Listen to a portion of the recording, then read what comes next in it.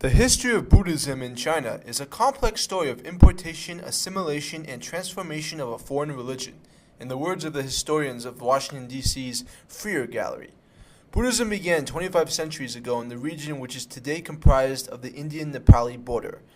Gautama Siddhartha, a member of the Sakya tribe, who is best recognized worldwide as the Buddha figure, was the founder. The religion continued to be revised and developed over the ensuing half-millennium, and finally began spreading throughout other parts of Asia. The trade routes of the Silk Road were very important for this international cultural exchange. Paper, silk, and pottery are all examples of products which managed to circulate around Asia during this period, while Chinese calligraphy and artwork came to influence their Indian equivalents and vice versa. This is the same kind of general process which inspired the continental adoption of Buddhist practices, especially as monks and merchants carried Buddhist texts, doctrines, and paraphernalia from India over to next-door China. From the 1st century onwards, Buddhism gradually gained momentum within Chinese society, while finally achieving full prosperity during the Six Dynasties period, 220 to 589 AD. It appears that the Chinese people appreciated a religion that promoted strong morality and humaneness, much as Confucius had promoted Ren earlier on, while the foreigners who ruled over much of China, including Shi Lei, the ruler who conquered Luoyang in early 4th century, were drawn to Buddhism simply because it was a religion which did not originate in China. According to author Daniel L. Overmyer, Buddhism was accepted by many people as a new, liberating religion that had something for everybody, simple morality for peasants and sophisticated for intellectuals, all based on scriptural texts and interpreted by literate monks. One influential example of such a literate monk was Fotu Deng Bo. He lived approximately from 231 to 349 AD, an unusually long lifetime, but these are the best estimates we have available.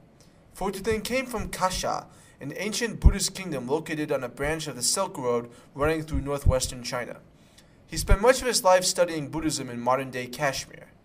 Fotu Deng was a devoted practitioner of Dharani, which is a kind of Buddhist prayer or ritual speech similar to the mantra.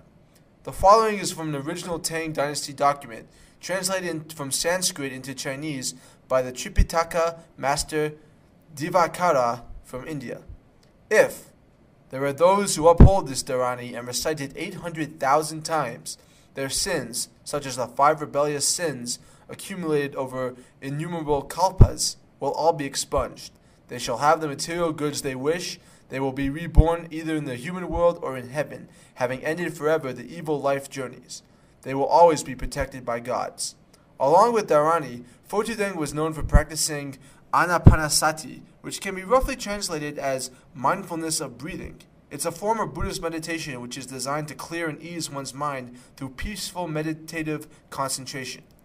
He is also remembered for his divine spells, which he demonstrated upon his arrival in the Chinese city of Luoyang in 310 AD. Several of these incidents are recounted in the biography of Fotu Deng, a section of the continued biographies of eminent monks, Gao Sengzhuan, written in the early 6th century by Tang Dynasty scholar Dao Xuan. Fotu Deng's reputation grew when he was formally introduced to Luoyang's foreign ruler Shi Lei, his son Shi Su, and the rest of the region's high command. According to Dao Xuan's text, Fotu Deng demonstrated the miracles of Buddhism when he took his begging bowl, filled it with water, burned incense, and set a spell over it. In a moment there sprang up blue lotus flowers whose brightness and color dazzled the eyes.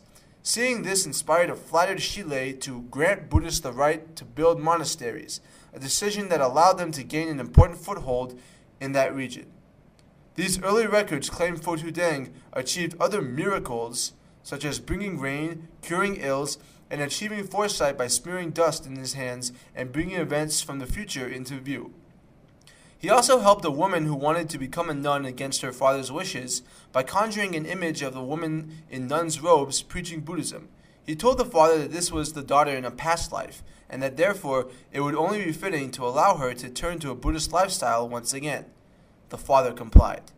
According to Valerie Henson, one does not have to believe that these events actually occurred to understand their importance. The news of Fotu Deng's miracles fostered the spread of Buddhism. Fotu Deng inspired quite a few nuns as well as monks to serve in the Chinese clergy. In time, Fotu Deng also became a close military advisor for Shi Lei and the later Shao dynasty, and was called upon for purposes such as predicting the outcome of battles, enabling miraculous escapes, and foretelling treacherous plots. Overall, Fo Zhuteng played a key role in establishing Buddhism's initial presence in China. He convinced the Chinese rulers to allow Buddhist monasteries to be built across the nation and to become accepting of Buddhism as a general practice. Fo Zhuteng's style of Buddhism reflects both continuity with and diversion from existing Chinese customs. Like Confucius, Fo Zhuteng promoted the value of morality. By contrast, the latter went out on a limb to use his teachings to influence political affairs and military strategy. In the end, Fo Zhuteng represents how Buddhism was seen as largely compatible with Chinese tradition and hence became widely accepted throughout the nation. At the same time, it featured enough original elements to keep China up to date with the evolution of political and cultural norms throughout Asia.